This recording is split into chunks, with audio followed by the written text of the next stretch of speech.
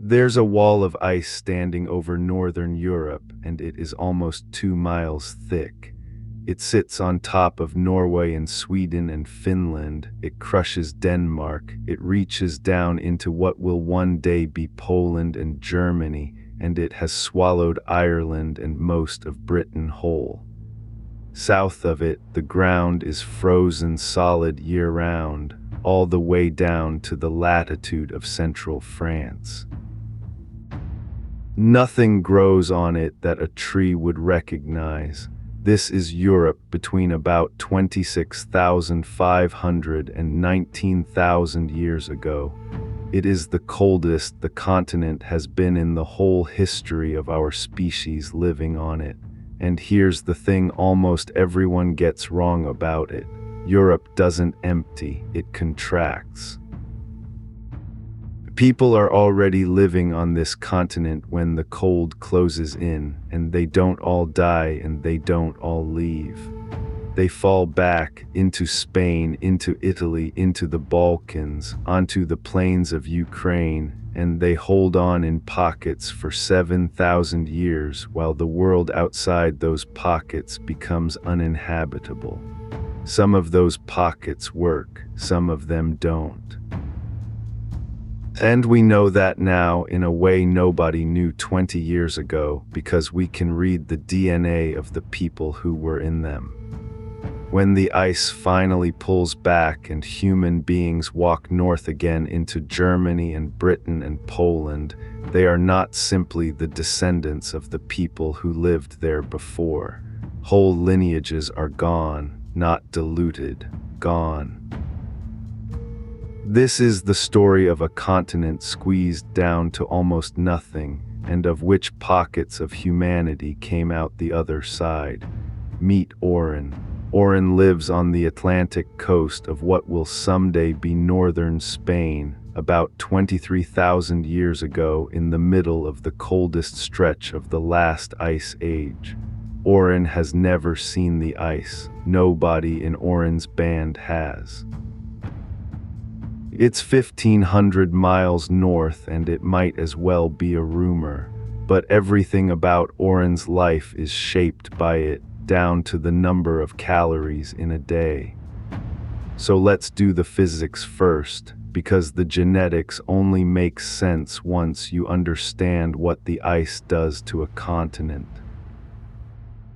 Ice sheets grow toward their maximum between about 33,000 and 26,500 years ago, driven by less summer sunlight in the north, colder tropical oceans, and lower carbon dioxide. Then they sit there. That's the key. A study that pulled together more than 5,700 separate radiocarbon and cosmogenic dates found that nearly all the world's ice sheets held their maximum positions from about 26,500 years ago until 19 or 20,000 years ago. That's the window.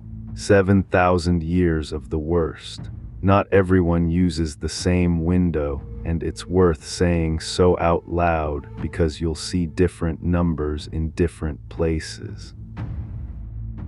The big ancient DNA paper we're going to get to defines the coldest phase as 25,000 to 19,000 years ago. The ice sheet dating gives 26.5 to 19. Those are different disciplines measuring different things. One is tracking rock and ice, the other is tracking bodies, and the mismatch is a couple of thousand years at the front end. Nothing in this story depends on which one you pick, but it's the kind of thing worth noticing because it tells you how much of prehistory is arithmetic with an error bar attached. The Eurasian ice complex, the British and Irish sheet, the Scandinavian sheet, and the ice over Svalbard and the Barents and Kara seas reaches its own peak around 21,000 years ago, covering roughly 2 million square miles with ice up to 2 miles deep. And it doesn't all peak at once, which matters.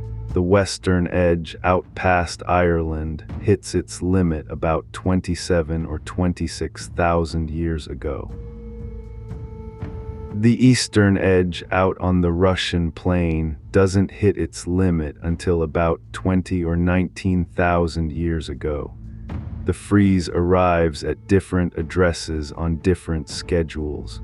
All that water has to come from somewhere, and it comes from the sea. Global sea level drops. The number you'll usually hear is about 400 feet, and one detailed reconstruction based on around 1,000 sea level observations puts it deeper, 134 to 140 meters, which is more like 440 to 460 feet. Sources disagree on the exact figure. They don't disagree on what it does. The North Sea is not a sea. It's dry land, a cold, treeless, wind-scoured plain, with the Rhine and the Thames flowing together into one big river and draining out through what will later be the English Channel. Britain isn't an island. Europe is bigger and colder, and almost all of the new land is useless. Now the temperature. A recent reconstruction using 63 carefully dated pollen records puts Europe at 21,000 years ago at roughly 13 degrees Fahrenheit colder than today as an annual average, plus or minus a lot. The uncertainty is about 6 degrees. Winters take the worst of it, around 17 degrees colder. Summers are down about 9.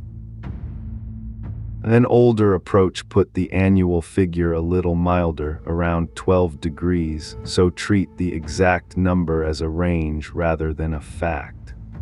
And in Central Europe, a lake record from the southern Black Forest reconstructs July air temperatures of around 51 degrees Fahrenheit in the coldest phase, about 18 degrees below the July temperatures there today.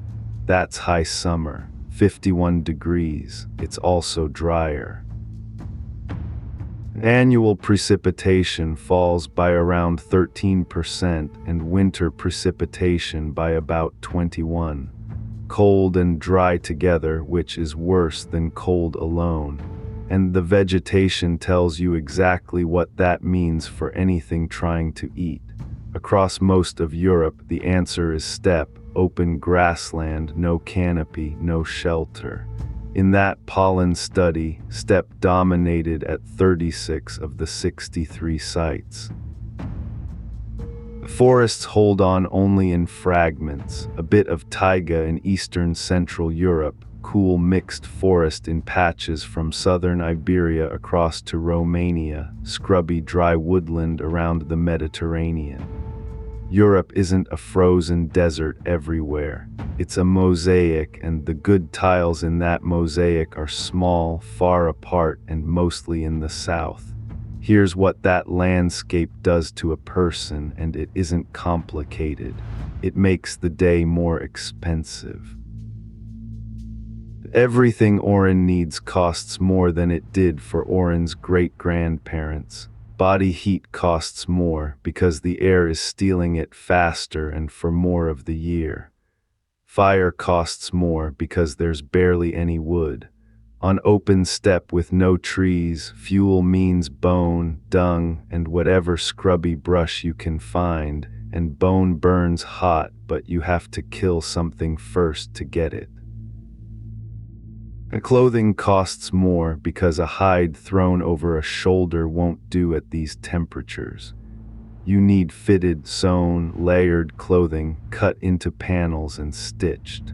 That technology exists by now. Eyed needles show up first in Siberia around 40,000 years ago, in the Caucasus by about 38,000, and they're present in Europe by around 26,000 years ago. The needle is a survival machine.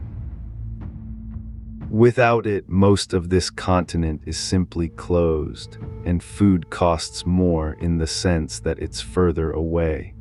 Cold, dry grassland grows animals, reindeer, horse, bison, mammoth, woolly rhino, but it grows them thin on the ground and it moves them.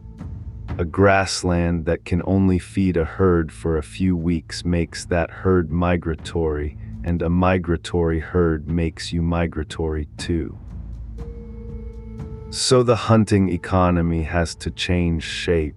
You can't sit still, but you also can't wander, because if you're not at the right river crossing in the right week, you've missed the year's protein. You need range, timing, storage, and above all you need a place you can come back to, which is why the North stops working, not because it's cold. People handle cold. Because the whole system runs too close to the line, fewer animals per square mile, less fuel, shorter seasons, longer winters, and no margin at all for a bad year. One failed hunt in a place like that isn't a hungry month, it's a dead band, and you can see people trying anyway at the very edge of what's possible. Out on the plains of what's now western Russia and Ukraine, at a site called Kostenki, there's a circle built out of mammoth bones, dozens of animals' worth, laid out in a ring about 40 feet across. It's radiocarbon dated to somewhere between about 25,000 and 24,500 years ago, which puts it right at the opening of the worst of the cold. It's the oldest known circular mammoth bone structure on that plain. Around 70 structures like it are known across Ukraine and the Central East European plain, most of them dating from about 22,000 years ago onward. Think about what it takes to build one. You're on a treeless plain and the only construction material within reach is the skeletons of the largest animals on Earth. So you use them. That's not desperation. That's engineering. But look closely at when they build. The most famous of these sites, Mezherich in Ukraine, has its largest structure dated to between about 18,300 and 17,800 years ago. That's after the peak. That's the ice already loosening its grip. The really monumental building on that plain happens on the way out of the cold, not in the middle of it, which fits a picture of the eastern plain thinning out badly at the worst of it and filling back up afterward. Hold that thought. It's going to matter when the genetics arrives, and the numbers, as best we can model them, are brutal. One study that built a climate-driven population model for Europe from 30,000 years ago through the ice, and out the other side estimated the entire continental population swinging between about 130,000 people at the bottom and about 410,000 at the better times. 130,000 for all of Europe. That's a mid-sized American town spread across a continent at the coldest point.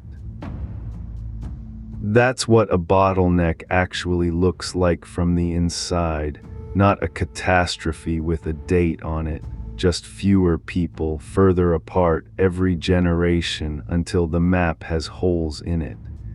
So where do they go? They go south and they go to the places where the geography does them a favor. For a long time, archaeologists had a short list of 4 southern refugia, and it made intuitive sense. The Iberian Peninsula, the Italian Peninsula, the Balkans, and the plains of Ukraine and southern Russia. Warm enough, low enough latitude, with mountains at your back to break the wind and coastline in front to moderate the temperature. Those are the places people should have survived, should have. Oren lives in the best of them. The strip of land along the north coast of Spain and southwestern France, the Franco-Cantabrian region is doing something the rest of Europe can't. Sea level is 400 feet down, so there's a wide coastal plain in front of the cliffs that no longer exists today. The mountains behind trap what warmth there is. The Atlantic keeps the winters from going fully continental. Rivers cut down through limestone, and limestone means caves, and caves mean you can put a roof over a family without building one. It's a corridor with food in it and shelter along it, and people stay for thousands of years. And they leave something unmistakable behind, the Solutrean. These are the finest stone tools anyone in Europe has ever made. Long, symmetrical, leaf-shaped blades worked on both faces, some of them so thin they're translucent at the edges, made by pressing flakes off with careful, controlled force rather than striking them. Shouldered points, tanged points, spear throwers, needles.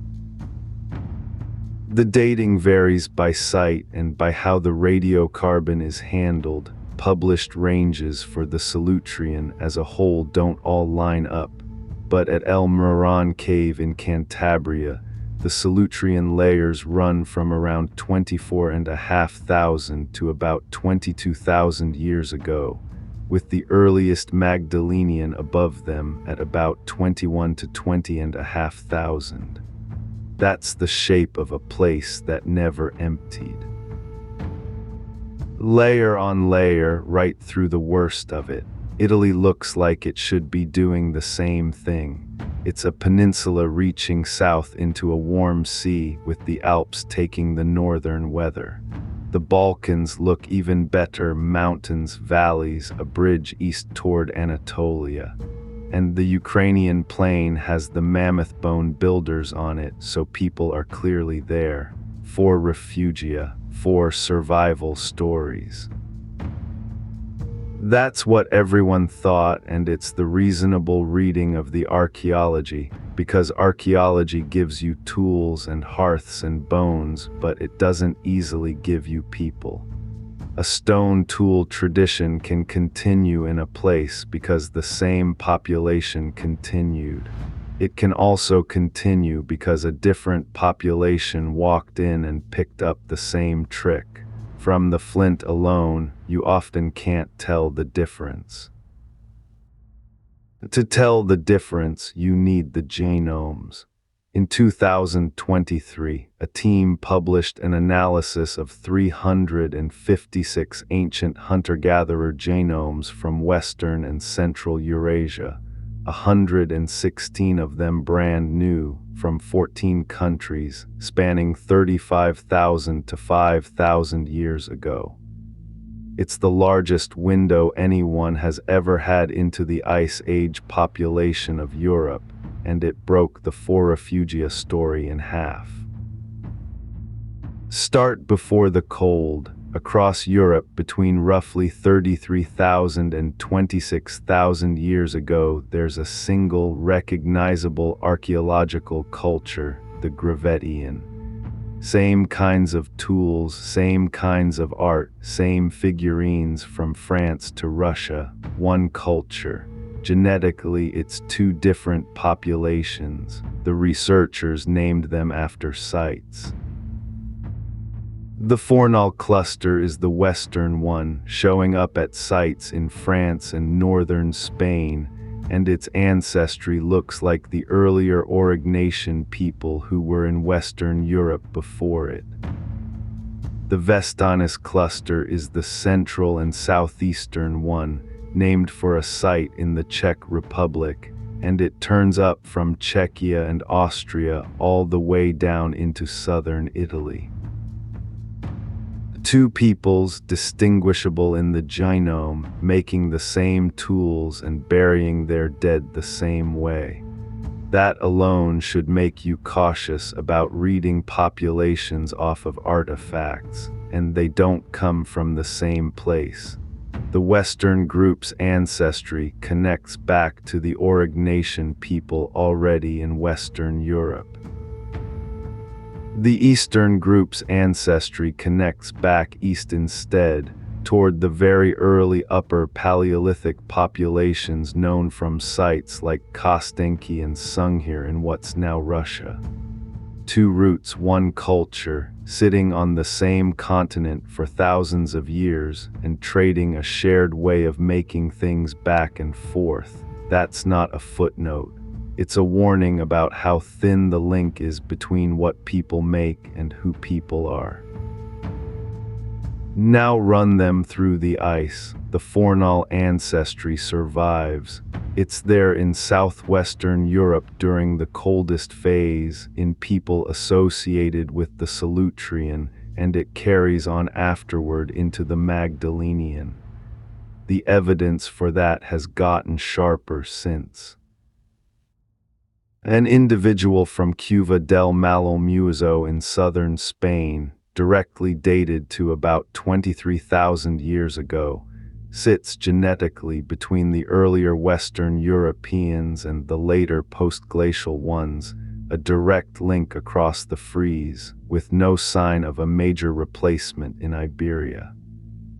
And a study published in 2025 recovered ancient DNA straight out of the cave sediment at El Moran, without any skeleton at all. 3 human mitochondrial sequences came from the Solutrean layers. 2 of them belong to the same lineage found at Malolmuzo and at another Cantabrian site. The reading is a stable population in place through the worst of it. Iberia works, now the other side of the continent. The Vestonis people of Central and Southern Europe are not detectable after the ice, not reduced, absent. That whole ancestry, spread across a huge swath of Europe for 7,000 years, has no genetic descendants that show up on the other side, and in Italy we can watch what takes its place. A different ancestry moves in, associated with the Epigravettian toolkit, carrying affinities toward Southwest Asia. The earliest clear individual carrying it in northern Italy is from a site near Verona, dated to around 17,000 years ago. From there it spreads down the peninsula all the way to Sicily. The people in Italy at the end of the Ice Age are not the people who were in Italy at the start of it. That's a replacement, and it happens in a place everyone had listed as a refuge. The same verdict lands on the Eastern European plain. The authors put it plainly. Western and southwestern Europe served as refugia where human groups persisted, while the populations of the Italian peninsula and the Eastern European plain were genetically overturned, which challenges the idea that those regions were refugia for humans at all. The mammoth bone builders were there. They built extraordinary things. Their descendants are not the ones who inherit the continent. And be careful with the Balkans, because this is where honesty matters more than a clean story.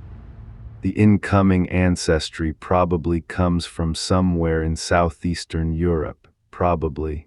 The paper itself says that more Paleolithic genomes from the Balkans are essential before anyone can say whether that region is really the source or whether it was a refuge at all.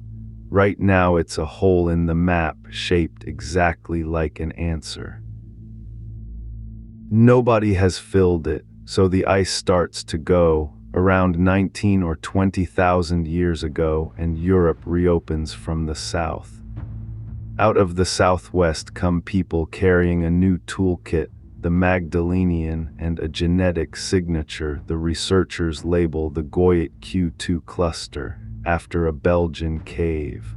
Between about 19,000 and 14,000 years ago, you can trace that ancestry from France across to Poland.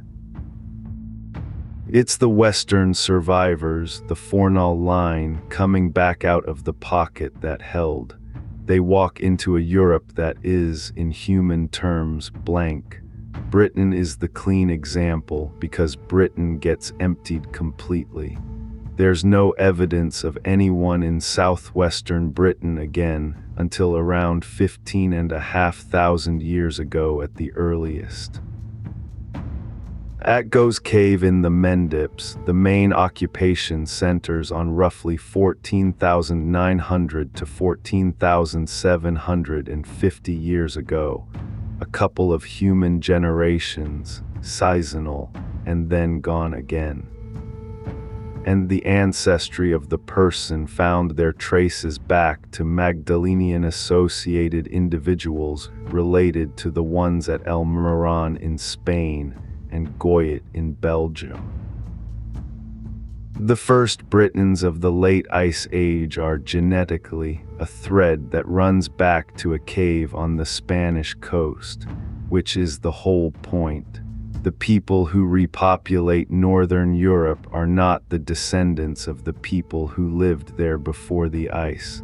Those people are the Vestanis cluster, and they're gone. The recolonizers come out of a different pocket entirely, and they walk into ground that hadn't been human for thousands of years. And then it happens again. Around 14,000 years ago, as the climate swings sharply warmer, the ancestry that came up out of the southeast, the same lineage that had replaced everyone in Italy, expands across the rest of the continent. The researchers call the population it forms the Oberkassel cluster, and from about 14,000 to 8,000 years ago you find it from Spain to Poland. The Magdalenian people don't vanish entirely. Roughly a quarter of the ancestry in these later hunter-gatherers traces back to that earlier Goyet Q2 population, but 3/4 of it doesn't. Europe gets rewritten twice in 5,000 years, and the second rewrite comes from the pocket everybody had been ignoring. It's worth being precise about the labels here because they get thrown around loosely. These cluster names aren't tribes and they aren't races. They're statistical groupings of individual ancient genomes, named after whichever site the first well-sequenced example came from: Fornal in France, Dolní Vestanis in Czechia, Goyet in Belgium, Oberkassel in Germany. Their bookkeeping, the people they describe didn't know they belonged to any of them, and the boundaries between them are drawn by researchers looking at how much ancestry one set of bones shares with another. Use them as coordinates, not as identities. Now, none of this is settled, and it shouldn't be presented as if it were. A study published in 2024 took a completely different approach. 450 sets of fossil teeth from across Ice Age Europe, run through a machine learning model that tests demographic scenarios against the shapes of the teeth. It agrees with the genetics on the big structural claims, real bottlenecks during the coldest phase, and isolated populations in separate western and eastern refuges between about 28,000 and 14,700 years ago. Those are the same skeleton of a story, but it disagrees on the details. It reads a population turnover in Western Europe around 28,000 years ago that the genomes don't show, and it reads more continuity after the ice than the genomes allow. The authors of that study point out that different sampling and different geographic coverage can pull the answer in different directions. which is the honest state of it. The shape is solid, the edges move. Here's what Oren never gets to know. Oren's pocket held. The coast of northern Spain kept feeding people for 7,000 years while most of a continent went quiet, and the line running through Oren's band goes north when the ice lets go, and reaches Britain and paints in caves and lasts long enough to be found. Other bands in other pockets doing the same things just as well with the same tools and the same skill and the same nerve leave nothing forward at all. Not because they were worse at surviving, because their pocket was a little smaller or a little drier or a little more cut off, or because a run of bad decades hit them and not somebody else. That's what a bottleneck really is. It isn't a filter that keeps the strong. It's a narrowing, and what makes it through is partly who you were and mostly where you were standing. Everyone alive in Europe today descends from what came through that narrow place. Not from all the people who were there when the cold began, from the fraction of them who happened to be in the right pocket when the world closed. The ice didn't choose. It just pressed down for 7,000 years and lifted and left behind a continent full of people who